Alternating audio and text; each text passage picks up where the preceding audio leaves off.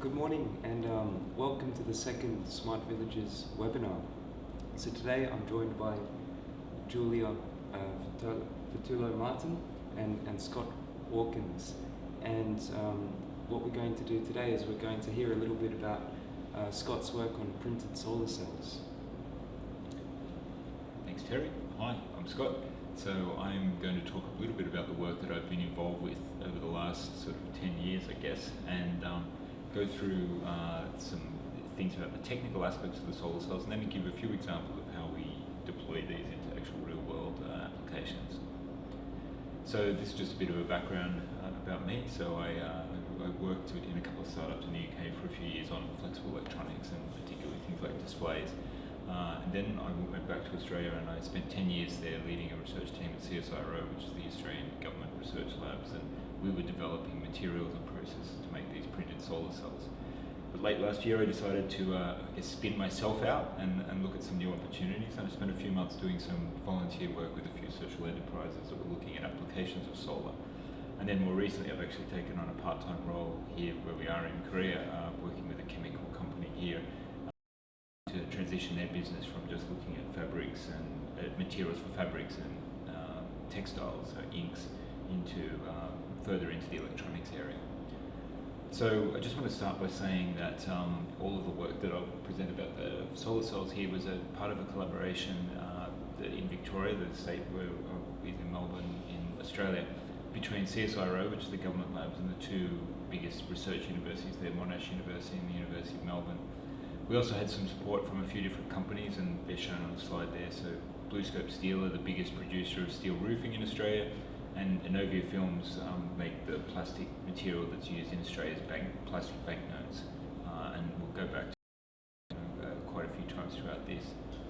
More recently, I've also been part of a larger consortium that brings together researchers across Australia more broadly in photovoltaics, and that's been led by Martin Green at the University of New South Wales, and that has done two things. It sort of signalled the relevance of printed solar cells to the broader community, and it's also given us a chance to get some feedback from that broader photovoltaics community about printed solar cells.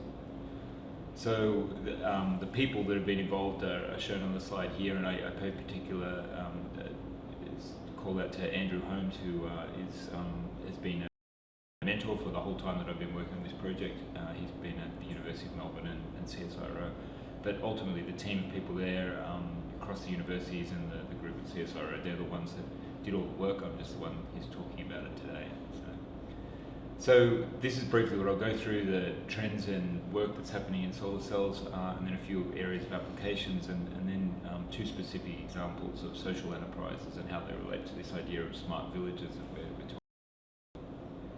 So these printed solar cells are essentially a sandwich of organic materials, so a carbon-based material, typically polymer-based materials, and it's put between two electrodes. So you've got one electrode that light can come through, and the other that is not necessarily transparent.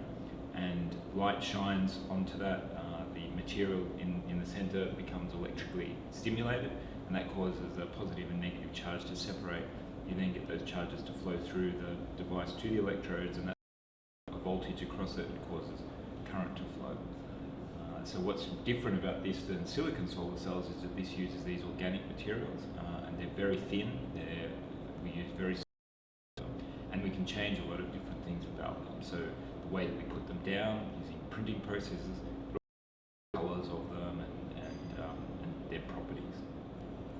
Now this is a shot that's on the slide there of some of the printed solar cells we've made, and you can see that we are doing it by on quite a large scale and roll to roll. So one of the really recent developments in the field that's really excited a lot of people and changed things is the work that's been done on materials called Perovskites. So these are an organometallic complex that have been known for well over 100 years, but it's only recently that people have seen a way to use them in these type of organic solar cells.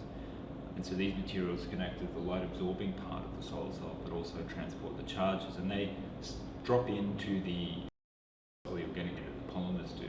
You use them as that thin layer in the middle. Now what's really exciting, it's shown on the next slide here, is that these materials have seen a dramatic increase in their performance. So on the left of the graph there are some of the existing commercially available thin film solar cell technologies like silicon, CIGS and cadmium telluride. And at the bottom is the trajectory for organic solar cells, so just carbon-based ones. And you can see that over the sort of last 15 years or so, we've had efficiency slowly going up to about 10%. But the Perovskite devices, which are shown at the extreme right there, in very recent times have seen this dramatic increase in their efficiencies. And this is unprecedented in the history of solar cell development, that a new material could see such growth in its performance. It is that those devices on the right are very small devices. They're sort of finger devices, and the ones that are on the left are ones that are commercially available. So you have to bear in mind that there's still work to translate those lab scale efficiencies to something that's actually you can buy, but the trajectory is really promising. So now I'll just go through a couple of things that we did here in Melbourne that's showing the work that we did on the solar cells. So these are two examples of the methods that we use to deposit the materials. So one is the roll-to-roll coating process. The main process we use is a printing technique called reverse gravure printing. But we've also done work on spray coating, and both of these are techniques that are well established in industry, and there's easily available equipment to deploy them for this purpose. So on our on YouTube, and there are a couple of videos that highlight this process, and we'll put links to these later on. But this slide here just shows there's some photos of what the cells look like.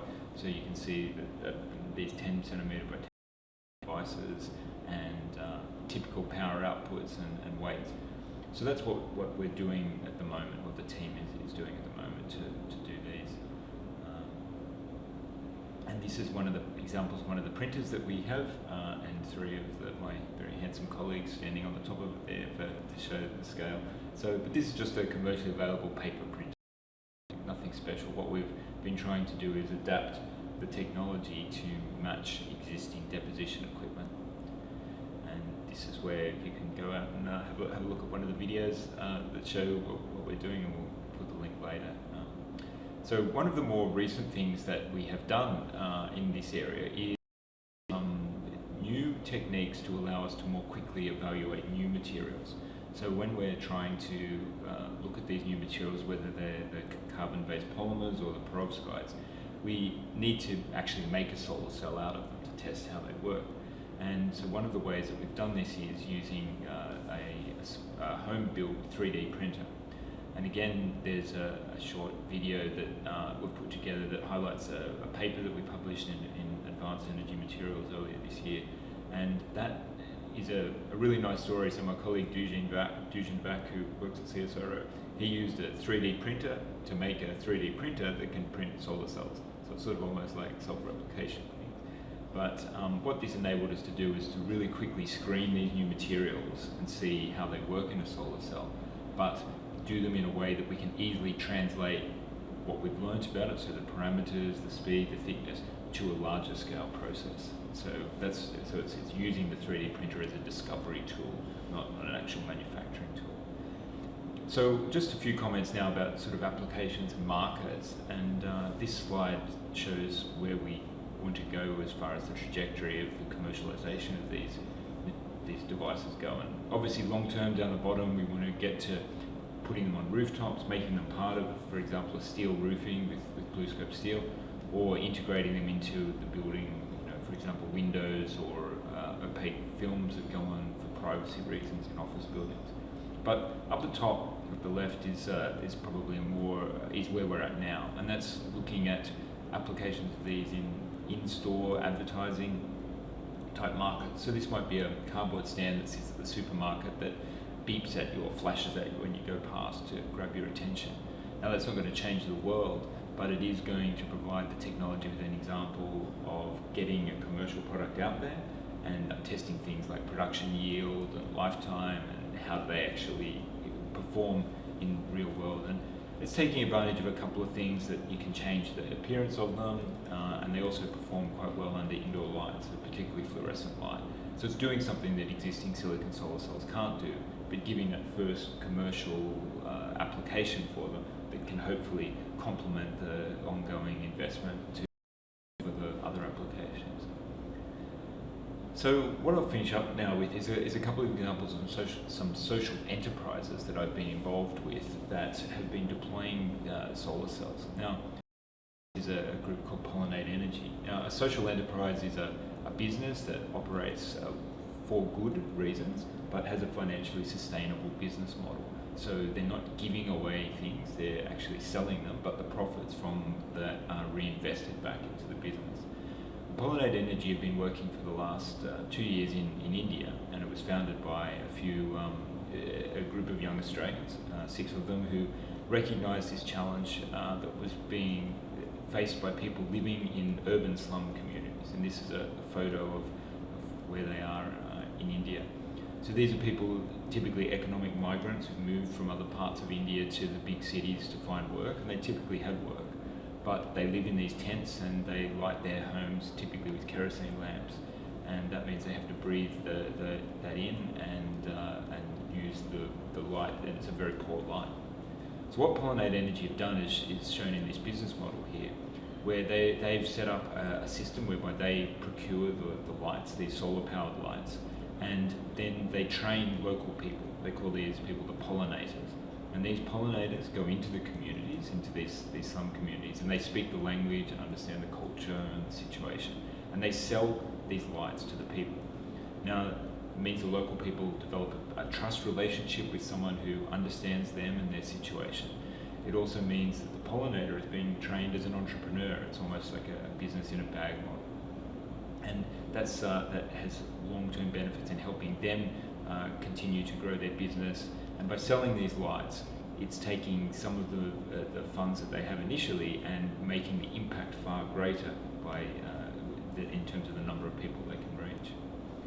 So there's a few different videos on the Pollinate Energy YouTube channel that show some of the work that they did and some of the examples of how what pollinators do in their day. And if you're interested in that, I really encourage you to look at them because it's a really great story. So this is just some details about the lights that they sell. These are made by a company called Greenlight Planet, and Pollinate Energy just buy these and distribute them. But these lights, they're sort of about your fist size. They last about 12 hours on a charge. They also have 2 USB ports in them, so people can charge up their mobile phones. And they're really great. They're robust. They light up the whole tent. They're transportable, so people can take them back to the villages that they came from. And typically they're sort of operating on about a 5-week payment plan at a cost of about $40 total. And that means that after about 5 months, these people have recouped that investment compared with what they were paying for kerosene lamps. So they're in a better off situation then. These are some figures that are from probably a few months back even, showing the number of people that they have been able to impact with this business model. So about 30,000 people that they have served, and it's had an impact on reducing the greenhouse gas emissions, reducing the soot and smoke that these people breathe in their homes, and creating a huge number of opportunities for kids to read at night, do their homework, and just better social interaction. So it's a really, really positive story. So that's an example of where a solution, a solar-based solution, is solving individual problems at an individual house level. But another project that I've become involved with it was begun by one of the partners in the printed solar cell work, and they're a steel roofing company. And they've come up with this idea of a community scale solution to some of these problems, and we're calling it a solar energy hub. And so this is, what the concept is if you take 2 shipping containers and you put a steel roof across the top that bridges them, and on the top of that steel roof are solar panels. And those solar panels can be used to power things. And there's a large number of solar panels, so it provides a larger amount of power, and they also work more efficiently than the small little ones in the houses. So we put together a little video, and there's a website, energyhub.solar, that you can see what the concept is and some of the existing examples. But the key benefits are summarised in this next slide. So, with two shipping containers, you would have about 14 metres between them, and that's really the key to this. This steel roofing material, this Aramax material, can span a very long distance without any support. So you don't need to build beams, you don't need to use concrete or anything like that. The steel can just spread right across the two containers, and that would give you enough area for up to about 40 kilowatts of power, solar panels. You have batteries in the shipping container that come, you can buy these things pretty easily, and they can either power refrigeration in the shipping container, so to do things like store crops, which is a big problem in many developing.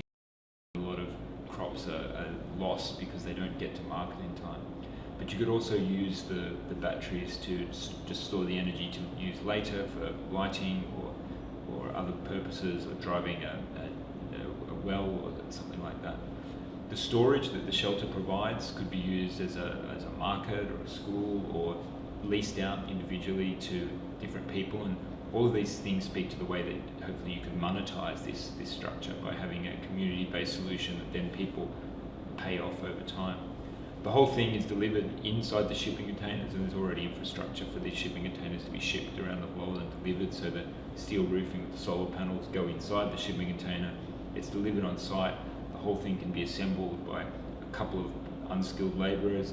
So overall, it gives you the opportunity to have a building, a pretty good building, that can be assembled in a couple of days at pretty low cost. So that's the idea, and it's based on this steel roofing that's already out there in the market. There's a few examples around Australia of really impressive buildings. This steel roofing shows very large spans, and while there are a few examples of people doing things with solar-powered shipping containers before, it's the increased area that differentiates this from that.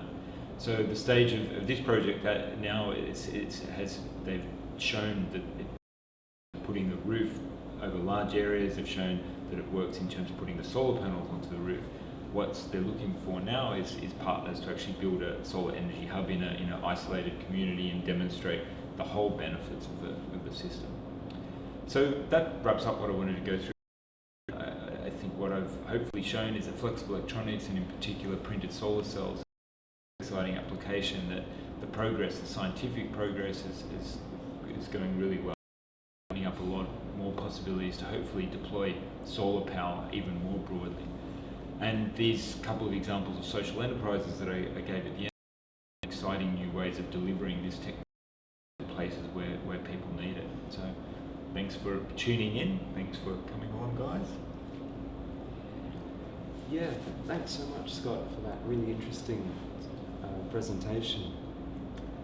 I mean, you've touched on so many of the things, the need for lighting in these communities at the individual level, and the need to generate a significant amount of energy or electricity level. So I think you said 40 kilowatts, did you? That's how much you could fit on the roof. And that's something we've been looking at a lot in smart villages. How are you going to get electricity predominantly from renewable sources, but in the quantities that you need to actually engage with a value chain that's coming into the village from somewhere else? So that looks incredibly promising. One of the issues that we've had raised before was about the preference for indigenous production of technologies. So what you mentioned before about how you can print these solar cells, do you see that allowing for a manufacturing base to be located, for example, in Africa? Yeah, I think that one of the things that we are really excited about the technology is that you could easily envisage a situation where, take the shipping container example again, where you put a printer in the shipping container and you ship it to the place, and they do the manufacturing on site. The other aspect of the system with the roof is that it's in cases cheaper to ship a roll of the steel and then have the steel extruder on site, and you actually just press the steel into this corrugated shape on site, and you just roll it out for however long you need it there on site. So both of those examples give ways that you're adding value and customizing it on site. Well, that's fantastic. How do you see, so one of the big problems as well that we've seen today is maintaining the panels and the whole system. Do you see any advantages from what you're looking at? I think there's not any particular advantages about either the technology or the applications that I mentioned over existing things. They're not inherently easier to maintain. So I think the challenge is, you're right to identify them, but perhaps by taking on the model that you said about some indigenous production, you are raising the overall technical literacy of the community. Yeah. So if they've been involved with the manufacture, they may be better positioned to be able to be involved with the maintenance. Yeah, great. Julia? Couple of questions. One, just very practical one. Isn't a shipping container incredibly hot? So there is that issue, but you can mitigate that in a couple of ways. The steel roofing you can extend over both sides of it, so you can provide essentially an eave to shade the sides of it there. But the refrigeration units in these shipping containers typically require about sort of a power system about 8 kilowatts to run the refrigeration unit where they're sitting. So 40 kilowatts gives you enough to do that. And there's many examples around the world where I know back in Australia in mining communities, shipping containers very extensively for living quarters, for meeting rooms. You can cut holes in the side of them and do all things like that. So. Yeah, they're used very extensively in the U.S. and sometimes in very improbable areas. But I was just thinking of the example of Africa, and how little foliage and coverage there is in many of these areas. So yeah, I mean, it's not going to be inherently hotter than a brick building or something like that, but it's right to raise the issue. You need to do things to make it comfortable inside. Yeah. But you've got the inside the shipping container, but also the area between the shipping containers, and that provides more options for like a little courtyard. Yeah. And then a more global issue, how do you get this technology to the villages and areas that need it so desperately? I mean, you specifically said isolated communities, and of course, isolated communities are the most difficult to identify and work with. Yeah, I mean, I think all of the things that I mentioned are probably interrelated. The example with the Pollinate Energy have done in India by going into a place and proving it in one city, some people, and then allowing them to act as the entrepreneurs to grow it. And now they're moving to different parts of India. I think that's the best solution that I have seen. There's no easy way.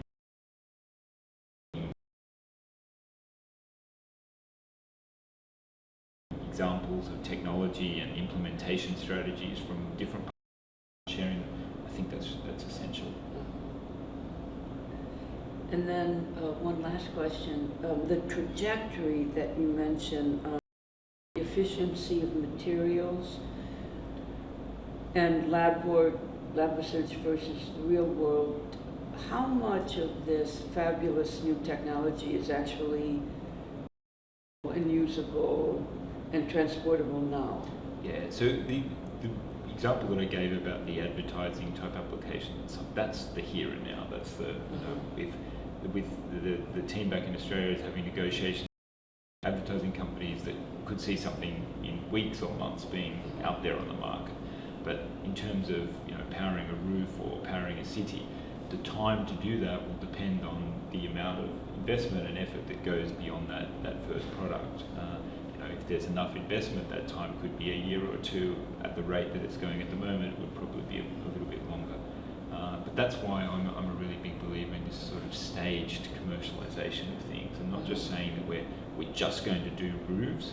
As noble as a goal that is, it's a bit of an all or nothing bet. And by providing means to monetize the technology on the way to that, I think you can attract different classes of investors, and you can reassure other investors like government that there's jobs being created and there's actually an industry developing that is part of growing the research as well.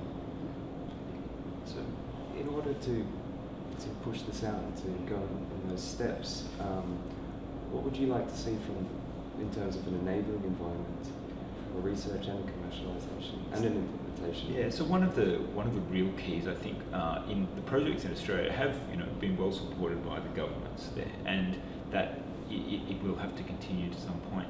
But the commercialization of it needs commercial partners. And we had for a long time looked at the work that we've done and felt that we tried to solve as many of the problems we can. We had these big machines, we up with the offer that companies can come in and use them, and it's their pilot production line and they can make use of the people. But getting that traction from companies has just not happened just yet. And so if looked at from a strictly commercial basis, they want an off-the-shelf technology, but perhaps this growing idea of impact investment and corporate social responsibility could help to sway some of those commercial decisions to say, look, yes, we think there can be money made out of it, but it's actually also a really good thing for us to be involved with. So it's not just about saying that government needs to give more money for this sort of thing. The government support has happened and it is ongoing, but it really needs that commercial input to continue to develop the technology. Yeah, great. Thanks so much for that presentation. Great questions. We've learned a lot about an exciting new technology and its potential applications.